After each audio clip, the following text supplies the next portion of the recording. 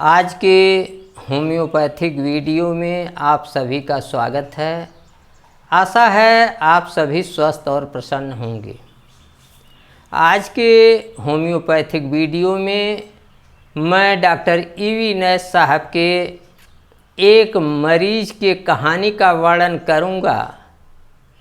इस कहानी के वर्णन का मेरा अभिप्राय यह है, आपको इस कहानी को सुनने के बाद यह लगेगा कि होम्योपैथी में लक्षणों की कितनी प्रधानता है।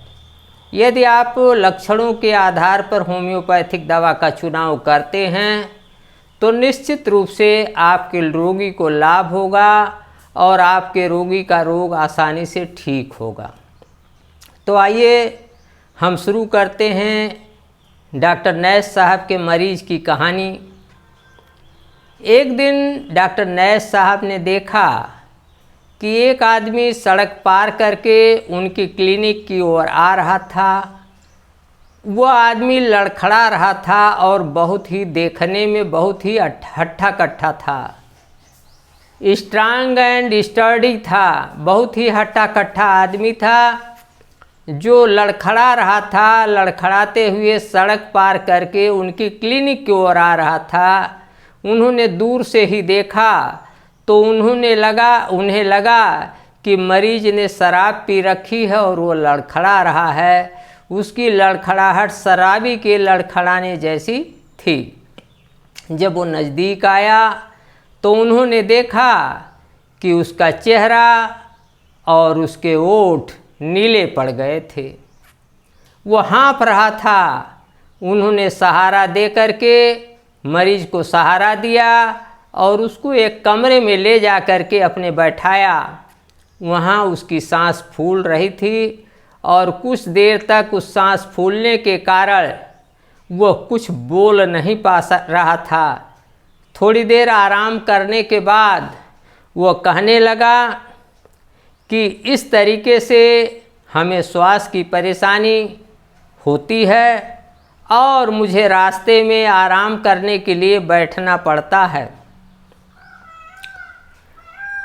रोगी की नाड़ी बहुत ही धीमी थी और बहुत ही सुस्त थी और अनियमित थे, बीच बीच में नागा करके चल रही थी।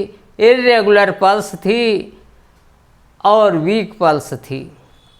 तो इस कमज़ोर नाड़ी को देख करके डॉक्टर नैस साहब ने डिजिटेलिस 2 दूसरी शक्ति में डिजिटेलिस की कुछ बूंदों को पानी में टपकाया और उसे पीने के लिए रोगी को दे दिया।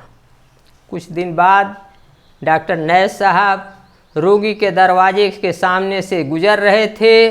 उन्होंने देखा कि वो आदमी फावड़े से अपने घर के सामने बर्फ़ साफ कर रहा था।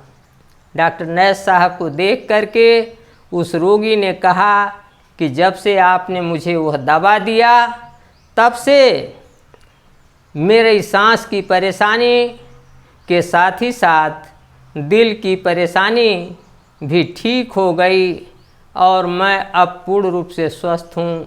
आप देख ही रहे हैं कि मैं फावड़े से बर्फ़ हटा रहा हूँ लेकिन मेरी सांस नहीं फूल रही है।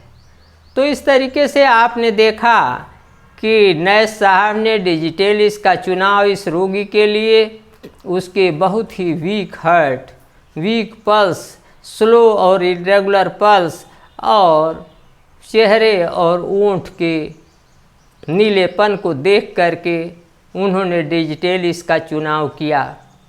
तो मैं चाहता हूँ कि आपके पास भी कोई रोगी आता है तो उसके लक्षणों पर आप विशेष ध्यान दें।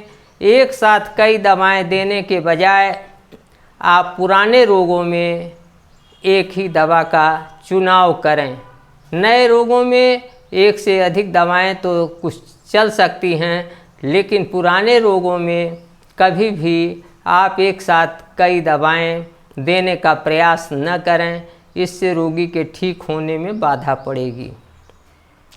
तो मैं समझता हूँ कि आपने डॉक्टर नैस की इस कहानी से ये सीखा होगा कि होम्योपैथी में लक्षणों का बहुत ही महत्व है, सिम्टम्स का बहुत ही महत्व है और सिम्टम्स के आधार भी पर ही होम्योपैथिक दवाओं का चुनाव करना चाहिए और सिम्टम्स के आधार पर ही होम्योपैथिक दवाओं के चुनाव से अच्छी दवा, सही दवा का चुनाव हो सकता है। आज के वीडियो में इतना ही, अगले वीडियो में फिर मिलूँगा। नमस्कार, मैं डॉक्टर प्रेम नारायण।